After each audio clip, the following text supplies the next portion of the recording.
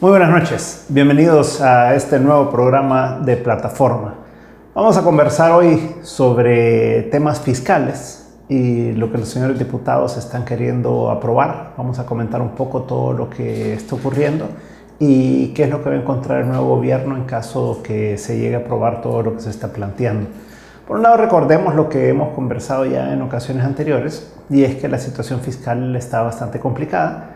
Al final del año pasado, la Asamblea Legislativa aprobó el presupuesto para este año y lo que dejó establecido fue además una emisión de $1.300 millones en bonos o por algún mecanismo de financiamiento que estableciera el Ministerio de Hacienda, y que con eso ya quedaba financiado tanto los $800 millones que se vencen de bonos a finales de este año, en diciembre, como el déficit de $500 millones que va a tener el gobierno en su presupuesto durante la ejecución de 2019. Entonces, eso ya quedaba amarrado desde entonces. Luego del resultado de las elecciones del 3 de febrero, pues el FMLN y Arena tuvieron un resultado bastante negativo, y a partir de ahí han venido tomando una serie de decisiones en la Asamblea Legislativa en materia de gasto. La primera, que ya comentamos también en una ocasión anterior, es el incremento del FODES del 25%. ¿Se acuerdan que el FODES hasta hoy implica el 8%, o se les transfiere a las alcaldías el 8% del presupuesto de ingresos que tiene el gobierno para el año en curso? Pero la Asamblea Legislativa estableció que a partir del próximo año, del 2020, va a ser el 10%. Entonces la gente dice, sube de 8 a 10, sube 2%. Eso no es cierto. De 8 a 10 sube 25%. Y ya cuando uno lo transforma esto a dólares, esto implica que se incrementa un poco más de $110 millones, lo que va a recibir las alcaldías el próximo año en comparación con este año, 2019. Así que es un incremento muy fuerte, y lo que estableció la Asamblea Legislativa es que el gobierno, el Ministerio de Hacienda, va a tener que buscar de dónde consigue los recursos para poder financiar ese incremento tan grande en lo que se les transfiere a las alcaldías. La ejecución de las alcaldías, lo que tenemos claro es que el FODES ha ido siendo destinado cada vez más a gasto corriente, o sea, a pago de salarios, a la administración de la alcaldía, y menos a inversión, cuando el objetivo principal del FODES era justamente que se destinara la gran mayoría de los recursos hacia inversión. Porque la inversión pública, la inversión municipal en este caso, es la que puede ayudar a resolver los problemas de la comunidad, de la población en cada uno de los municipios. Pero los alcaldes se han dedicado a utilizar muchos de estos recursos para el poder pagar la plantilla, los salarios de ellos, por un lado, de los alcaldes, de los regidores, de todo el consejo municipal y además de los empleados de las alcaldías. En algunos casos, pues obviamente se justifica porque son alcaldías muy pequeñas, y en otros casos no, porque ya son alcaldías mucho más grandes que tienen una recaudación de impuestos o de impuestos y tasas que es cada vez mayor, y además suficiente para poder pagar la plantilla que necesita de empleados. Pero en la medida que esto se incrementa, que se les da más recursos, pues lo que ocurre generalmente es que la mayor parte de alcaldías destinan ese incremento de recursos principalmente a gasto corriente y no a inversiones. Así que vamos a ver qué ocurre ahí. Pues hasta el momento la Asamblea Legislativa solo le ha pasado un problema al próximo ministro de Hacienda y al próximo gobierno, en el sentido de decirle: busque usted esos más de $100 millones para poder pagar esto que la Asamblea Legislativa le ha establecido al próximo gobierno. Pero esto no ha bastado, sino que hemos entrado en una dinámica en el país en el que los diputados están hablando de otros incrementos de gasto que no tienen ninguna explicación en ingresos, digamos. O sea, no hay una fuente de ingresos que vaya a poder cubrir este incremento de gastos que se está planteando. Hay que estar claros que la situación fiscal es complicada, que lo que tiene que ocurrir supuestamente, entre 2019 y 2020, yo diría hasta 2021, es que debería de reducirse el gasto, debería de buscarse cómo incrementar ingresos, porque el problema del déficit fiscal hace que cada vez más tenga que recurrirse a deuda, y esa deuda pues se incrementa con respecto al Producto Interno Bruto y se hace insostenible en el tiempo. Además que el riesgo es que nos bajen la calificación de riesgo y que la deuda que se vaya adquiriendo pues sea cada vez más cara, y eso pues es más oneroso para el gobierno. Ya estamos llegando a cerca de $1.000 millones en intereses que se paga al año, más lo que se paga en amortizaciones, tanto de créditos normales, digamos, de cada año, que supera los $300 millones, pero además hay vencimientos como los de este año, de los $800 millones que se va a dar a final de año, y además está el PUT, que se va a dar del bono del 2034 en septiembre de este año, y que en julio los inversionistas van a tener que decir si quieren que se los paguen o no. Ahí hay un riesgo de $286.5 millones, que alguna fracción de eso pudieran solicitarlo los inversionistas, o puede ser que no, ¿verdad? Pero hay que tener una alternativa de financiamiento para eso. Entonces, en esta situación en la que tenemos un déficit fiscal que va a andar rondando los $800 millones este año, y que en la medida que se siga incrementando el gasto, pues, y no esté esto apoyado por incrementos en ingresos, pues llevará a más déficit y por lo tanto más deuda, y eso pondrá en riesgo la estabilidad financiera del país y la calificación de riesgo, lo que a su vez afecta a la capacidad de obtener recursos baratos, entre comillas, de parte de la banca, y eso afecta a todos los ciudadanos que adquieren préstamos porque van a tener que pagar una tasa de interés más alta, a las empresas, en fin, afecta a todo el país. Entonces tiene una connotación y tiene un impacto muy serio el que la Asamblea Legislativa esté ahora planteando lo que les voy a exponer. Y es que, primero, han dicho que quieren subir el presupuesto del Ministerio de Educación a 6% del PIB. Cuando se habla en términos del PIB y 6%, pues suena poco, pero estamos hablando de más de $1.500 millones. Son casi $1.600 millones. Recordemos que este año, en el 2019, el Ministerio de Hacienda le destinó, a través de la Asamblea Legislativa, el Ministerio de Educación un presupuesto de un poco más de $900 millones. Todo esto implica que requeriría de más de $600 millones adicionales, que no tiene una fuente de ingresos el Ministerio de Hacienda para hacerle frente. Todavía no ha quedado claro cómo, ni en qué tiempo, ni en qué plazo, ni cómo lo van a financiar los diputados, pero están hablando de hacer este tipo de incremento que es muy grande. Aquí no estamos discutiendo si en realidad se necesita más recursos para educación o no. Siempre se necesita más recursos para todo. O sea, si ustedes le preguntan a cualquier cartera de Estado, desde las más pequeñas hasta las más grandes, si necesitan más recursos, todo el mundo le va a decir que sí. O sea, es como que a uno le dijeran, mira, ¿y a ti te alcanza el dinero? Pues no, ¿verdad? O sea, yo también quisiera tener esto, quisiera tener lo otro, quisiera poder invertir en esto, quisiera poder gastar en lo otro. O sea, uno siempre tiene una necesidad ilimitada de recursos, pero cada quien se ajusta a lo que tiene, ¿verdad? Entonces, si uno le pregunta a todas las diferentes instituciones del Estado, todos le van a decir, pues mire, yo no puedo trabajar solamente con lo que me dan, sino que necesito más. Entonces, si le dan al Ministerio de Educación esto, la pregunta es ¿para qué? O sea, no se trata solamente de venir y decir, vamos a resolver el problema de la educación con más dinero. Eso es parte de, pero la pregunta es, ¿y qué van a hacer con ese dinero? ¿En qué lo van a invertir?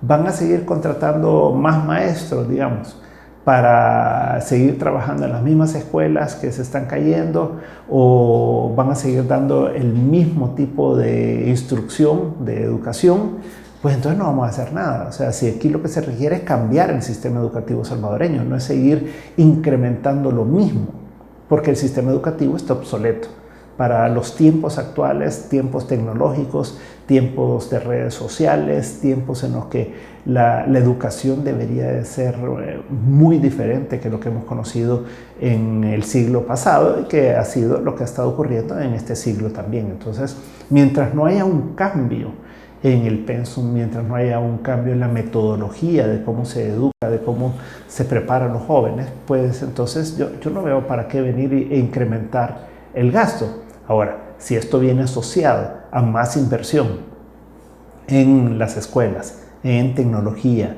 en computación, en idiomas como el inglés, en lo que se refiere a preparación de maestros, si venimos y hacemos un cambio estructural dentro de la educación pública y si esto viene asociado ya a un presupuesto o un plan de trabajo en varios años, pues entonces se puede considerar incrementarlo, pero no se trata solo de venir y decir, incrementemos ahora 6% del PIB el gasto, además que no sabemos de dónde se va a pagar, primera cosa.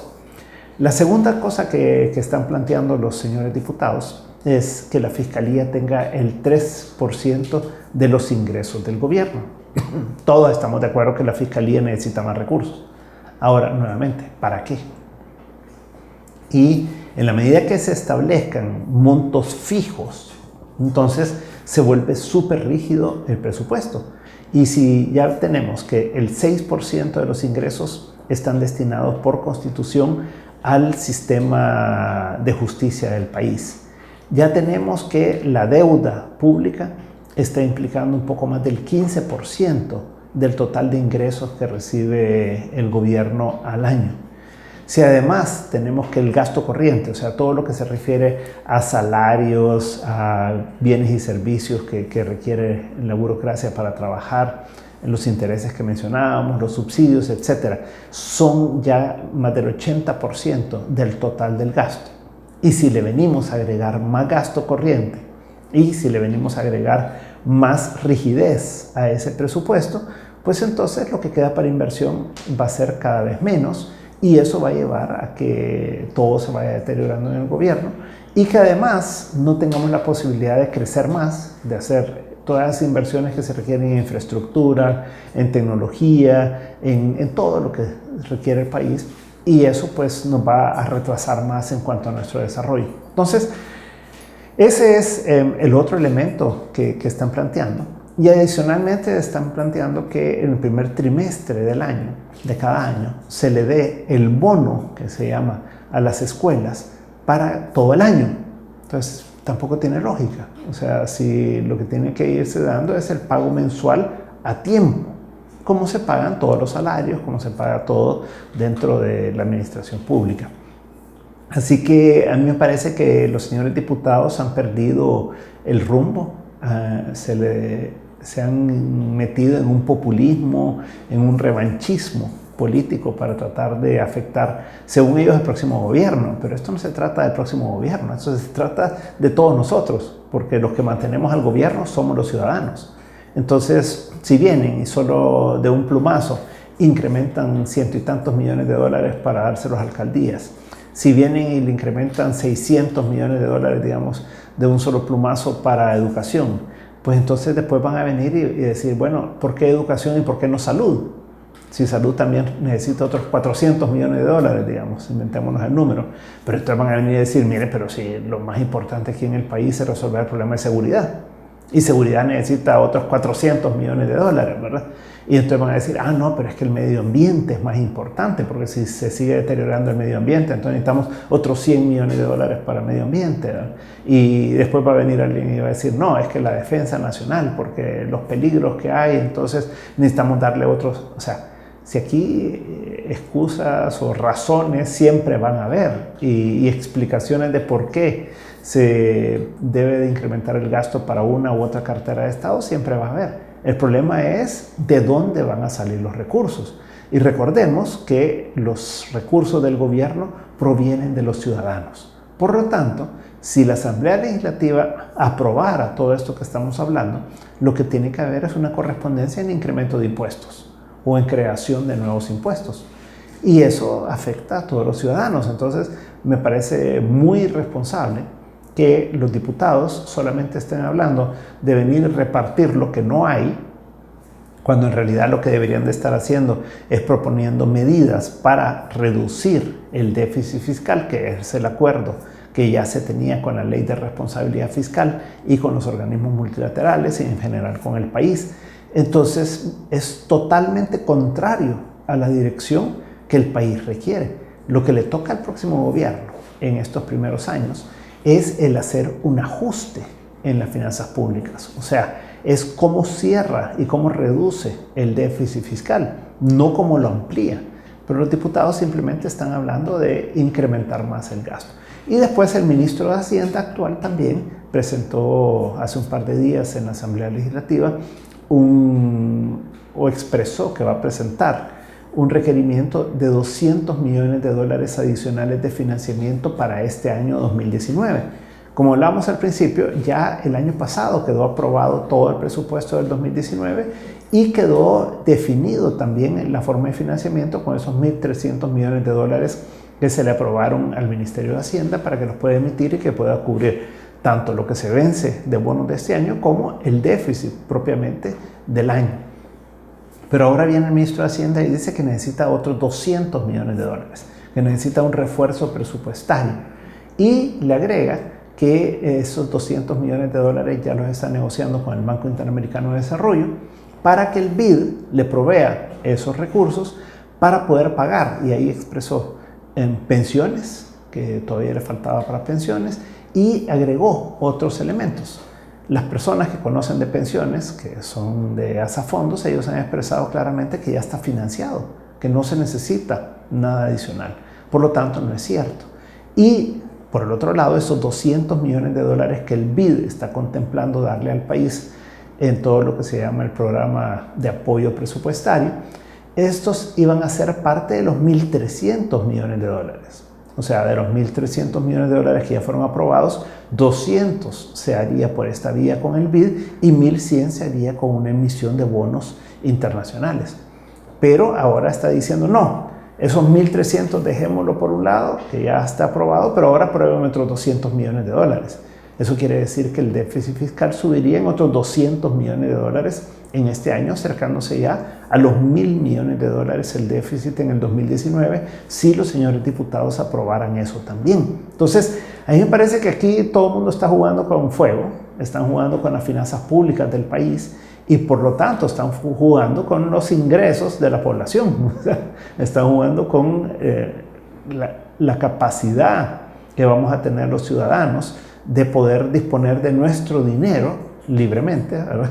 O de cómo nos van a obligar a pagar más impuestos para poder ir pagando todos estos caprichos y todas estos incrementos en gasto que los diputados están queriendo imponer. Entonces, a mí me parece muy irresponsable que se esté haciendo estas vendetas políticas, digamos, y todo lo que el FMLN y Arena no hicieron durante todos estos años anteriores, estos, como se dice siempre vulgarmente, los 30 años, ¿verdad?, de ambos gobiernos.